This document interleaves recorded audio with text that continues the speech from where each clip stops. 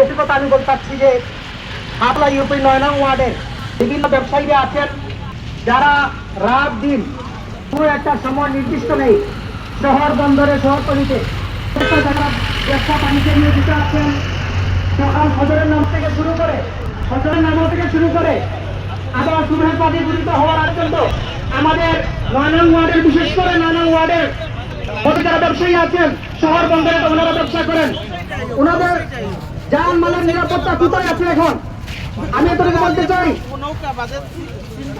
একটু আগে দুলার ভাই নির্যাতিত যে লোকটা ছিল বিনোদন বক্তব্য দিয়েছে থানার কাছে সে গিয়ে দ্বারস্থ হয়েছিল। থানার কাছে দ্বারস্থ হওয়ার পরে সে পাত্তা দেয় নেই। সে পাত্তা দিত যদি কোনো দলীয় নেতা কর্মীর সাথে নিয়ে এসে একটা রিপোর্ট লেখাইতো। আমাদের যদি প্রত্যেকটা মামলা প্রত্যেকটা অভিযোগ নেতৃবৃন্দকে সাথে নিয়ে বসাতে হয় তাহলে আইনের লোকের প্রয়োজনটা কি ছিল? বড় দুঃখের সাথে বলতে হয়। তাহলে বুঝা গেল যদি একজন নিরীহ মানুষ তাকে খুন করে ফেলা হয় সে কোনো দলীয় নেতা ছাড়া মামলা বসাতে পারবে না।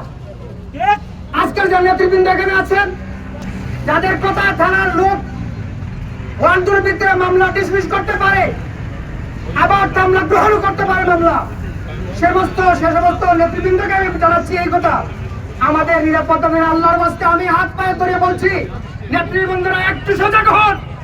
আমাদের আটকরা ইউনিয়নের 9 নং ওয়ার্ডের ব্যবসায়ীরা শহর বন্দরে যেমন ব্যবসা করে পুরো আটকরা ইউনিয়নের মধ্যে আমি সময় এমনি একটা গুরুত্বপূর্ণ কথা বলতেছি সেটা অল্প আপনারা যারা নেতৃবৃন্দ আছেন মেহরবানি করে আপনারা যদি বসাতে না হয়